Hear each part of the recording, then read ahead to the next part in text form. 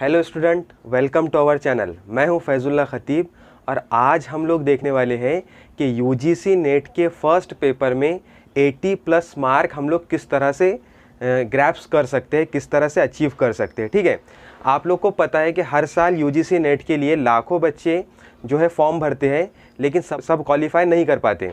तो ऐसा क्या होता है कि जिसकी वजह से सारे लोग क्वालिफाई नहीं कर पाते, सिर्फ कुछ परसेंट ही स्टूडेंट्स जो है वो क्वालिफाई कर पाते हैं। तो क्या जो लोग क्वालिफाई नहीं हुए उन्होंने पढ़ाई नहीं किए? उन्होंने भी पढ़ाई की, लेकिन उनके पास में एक प्लान नहीं था, कोई स्ट्रैटेजी नहीं थी। ठीक है, तो आज हम लोग उसी टॉपिक के ऊपर बात करने वाले हैं कि किस तरह से हम लोग पेपर को सॉल्व करें कि हमारा जो पेपर है वो क्वालिफाई हो जाए। ओके, तो बढ़ते हैं हमारे स्ट्रैटेजी की तरफ। ओके स्टूडेंट, आप सभी लोग जानते हैं कि यूजीसी नेट के फर्स्ट पेपर में हमारे पास 10 चैप्टर होते हैं।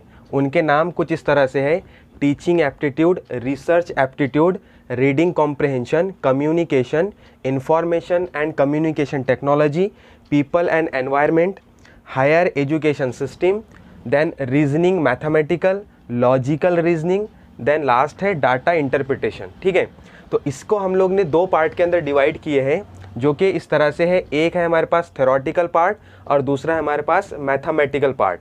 तो आप लोग को पता होना चाहिए कि पूरे 10 चैप्टर में से 7 चैप्टर जो है वो है थ्योरेटिकल और रिमेनिंग जो 3 चैप्टर है वो है मैथ्स या मैथ्स के ऊपर डिपेंड करते। ठीक है, तो हमको करना क्या है कि आपको जब एग्ज़ाम का पेपर जब हाथ में मिलता है तो हम लोग क्या करते हैं, हम लोग फर्स्ट क्वेश्चन, देन उसके बाद सेकंड क्वेश्चन, इस तरह से हम लोग उसको अटेम्प्ट करते हैं।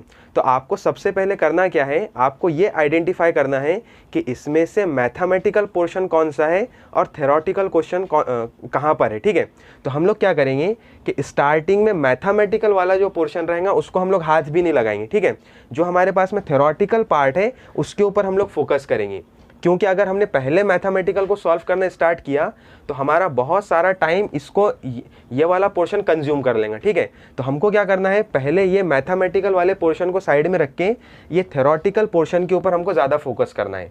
अब इसके अंदर जो मार्क्स का डिस्ट्रीब्यूशन है वो कुछ इस तरह से है कि ये जो टोटल पेपर रहेगा हमारा वो 100 मार्क का रहेगा। ठीक है, जिसमें टोटल 50 क्वेश्चन आएंगे। यानी इससे हमको ये बात समझ में आती है कि हर क्वेश्चन के लिए कितने मार्क है, 2 मार्क है। तो हमको क्या करना है, हमको मैक्सिमम मार्क किस तरह से अर्न करने हैं वो यहाँ पर हम लोग देखेंगे। जैसे सबसे पहले हमारे पास टीचिंग एप्टीट्यूड जो कि ईजी पोर्शन है, तो इसके अंदर अगर आप थोड़ा सा भी स्टडी करते हैं तो आप यहाँ पे 5 में से 4 क्वेश्चन ईजीली कर लेंगे। ठीक है, तो हमने यहाँ पे 4 क्वेश्चन की प्रोबेबिलिटी बनाए। देन यहाँ नेक्स्ट है रिसर्च एप्टीट्यूड, जो कि कंपेरेटिवली जितने भी हमारे पास में 7 चैप्टर्स है इसमें कंपेरेटिवली रिसर्च एप्टीट्यूड थोड़ा सा टफ वाला पोर्शन है। ठीक है, तो इसके अंदर हमने क्या किया, आप 2 से 3 क्वेश्चन कर सकते हैं, लेकिन हमने यहाँ पे मिनिमम क्वेश्चन 2 यहाँ पर अज्यूम किए कि आप 5 में से 2 क्वेश्चन सही कर रहे हैं। ठीक है, देन इसके बाद है रीडिंग कॉम्प्रहेंशन। रीडिंग कॉम्प्रहेंशन एक ऐसा पार्ट है कि जिसके अंदर आपको पैसेज गिवन रहेगा और आपको वही पैसेज को रीड करके उसके क्वेश्चंस के आंसरिंग करने हैं। ठीक है, तो ये तो बहुत इजी पार्ट है, इसमें तो आपकी प्रोबेबिलिटी 5 में से 5 की बनती है। ठीक है, मिलना ही चाहिए। देन कम्युनिकेशन वाले पार्ट के अंदर हमने 5 में से 3 की प्रोबेबिलिटी ली है, यानी आपको 5 में से 3 क्वेश्चन आ रहे हैं, आपने उसको सही टिक किए। Then information and communication technology, ये ईजी पार्ट है जिसके अंदर आपको 5 में से 4 क्वेश्चन आपके सही हो रहे हैं। ठीक है, देन पीपल एंड एनवायरनमेंट, इसके अंदर भी आपके 5 में से 4 क्वेश्चन सही हो रहे हैं। देन हायर एजुकेशन सिस्टम, ये वाला थोड़ा टफ टॉपिक है जिसके अंदर आपको 5 में से 3 की प्रोबेबिलिटी बन रही है। इसका मतलब क्या है कि आप 5 क्वेश्चन में से 3 क्वेश्चन सही अटेम्प्ट कर पा रहे हैं। देन ये जो सारे क्वेश्चन है तो आपको करना क्या है, जैसे इसके अंदर मैंने आपको बोला कि 5 में से 4 की प्रोबेबिलिटी, तो आपको 5 टिक नहीं करने हैं, आपको जिसके ऊपर कॉन्फिडेंस है, मान लीजिए कि जैसे आपको 4 के ऊपर कॉन्फिडेंस है तो सिर्फ आपको 4 को ही अटेम्प्ट करना है। जो रिमेनिंग 1 रह गया उसको आपको एज इट इज़ छोड़ देना है। ठीक है, वो आपको अटेम्प्ट नहीं करना है। उसका क्या करना है वो हम लोग लास्ट में देखेंगे। देन ये पोर्शन जैसे ही आपका कंप्लीट होगा तो आपको ऐसा पता लगेगा कि आपके पास में अभी भी 15 से 20 मिनट बाकी है, आपका टाइम अभी भी सेव है। तब आपको इसके ऊपर जंप करना है, ये वाले पोर्शन के ऊपर। और ये जो हमारा मैथमेटिकल पार्ट है इसके अंदर हमने पहले ही देख चुके कि हमारे पास में 3 चैप्टर है, जिसमें से सबसे टफ जो पार्ट है वो है रीजनिंग मैथमेटिकल। ठीक है, रीजनिंग कौन सा, वो भी मैथमेटिकल वाला रीजनिंग। तो इसके अंदर हम लोग जो प्रोबेबिलिटी ले रहे हैं वो 5 में से सिर्फ 3 क्वेश्चन की प्रोबेबिलिटी ले रहे हैं। इसका ये मतलब है कि आप सिर्फ 5 में से 3 क्वेश्चन को ही सही से अटेम्प्ट कर पा रहे हैं, रिमेनिंग 2 को एज इट इज छोड़ देना है, उसको अटेम्प्ट नहीं करना है। देन लॉजिकल रीजनिंग, ये बहुत ही इजी टॉपिक है, इसके अंदर आप इजीली 5 में से 5 अर्न कर सकते हैं, या तो फिर आप 5 में से, हमने जो प्रोबेबिलिटी ली है वो 5 में से 4 की प्रोबेबिलिटी ली है, ठीक है। देन लास्ट है डाटा इंटरप्रिटेशन। डाटा इंटरप्रिटेशन का अगर आप थोड़ा सा भी स्टडी कर लेते हैं, इसके अंदर जो है वो लाइन ग्राफ, कॉलम ग्राफ, ठीक है, इस तरह के क्वेश्चंस आते हैं और डायग्राम के ऊपर ही आपको क्वेश्चन पूछा रहता है। अगर इस पोर्शन के अंदर आप थोड़ा सा जो है परसेंटेज वगैरह के ऊपर फोकस करेंगे, परसेंटेज किस तरह से निकालते हैं, तो उसके बेस पर आप यहाँ पे 5 में से 5 भी जो क्वेश्चन है वो अटेम्प्ट कर सकते हैं। लेकिन हमने जो प्रोबेबिलिटी निकाले हैं वो 5 में से 4 की प्रोबेबिलिटी निकाले, ठीक है।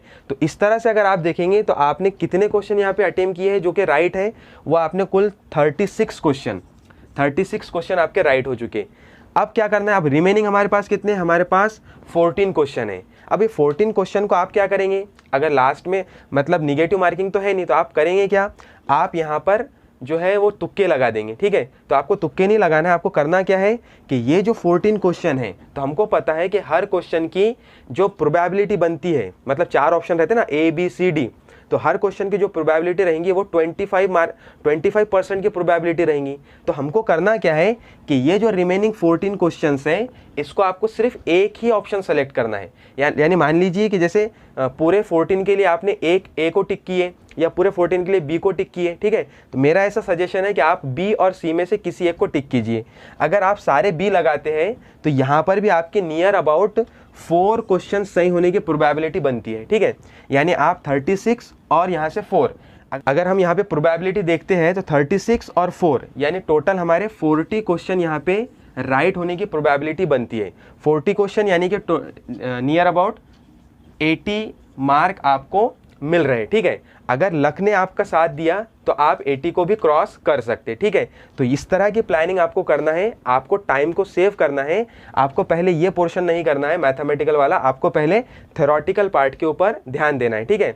तो पढ़ाई करते रहिए, मिलते हैं नेक्स्ट वीडियो में। Thank you.